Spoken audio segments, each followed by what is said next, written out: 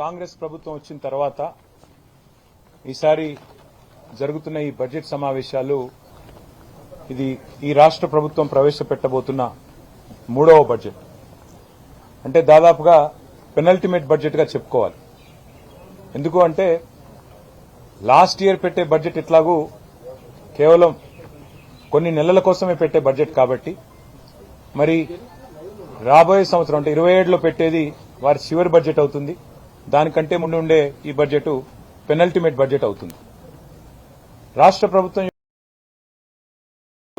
ఇచ్చిన హామీల విషయంలో వారి చిత్తశుద్ది ఈసారి ఈ బడ్జెట్ ద్వారా స్పష్టంగా బయటపడబోతుందనేది మా పార్టీ యొక్క ఆలోచన.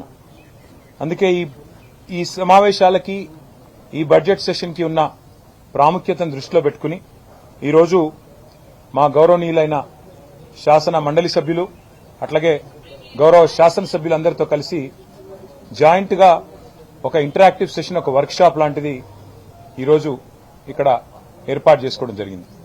ఇందులో మరి ఆల్మోస్ట్ ఈ బడ్జెట్ పెడితే 60% కాంగ్రెస్ పార్టీకి ప్రజలిచ్చిన వ్యవధి అయిపోతుంది. అంటే వారి హామీలు నెరవేర్చడానికి వారికి 5 బడ్జెట్లు పెట్టే అవకాశం ఉంటే ఈ మూడో బడ్జెట్ పెట్టేస్తే 60% సమయం అయిపోతుంది. కాబట్టి మరి ఈ బడ్జెట్లో ఏ రకంగా మనం ప్రధాన ప్రతిపక్షంగా కాంగ్రెస్ పార్టీని వారిచ్చిన హామీల విషయంలో కానీ, ప్రజల తరపున వాళ్ళు చేస్తున్న అరాచకాల విషయంలో కానీ ఏ రకంగా ప్రశ్నించాలి, బడ్జెట్ను కూడా ఏ రకంగా విశ్లేషించాలి, ఎలా మనం ప్రవర్తించాలి అన్న దాని మీద చాలా వివరంగా ఈ ఓరియంటేషన్ సెషన్ సుదీర్ఘంగా జరిగింది.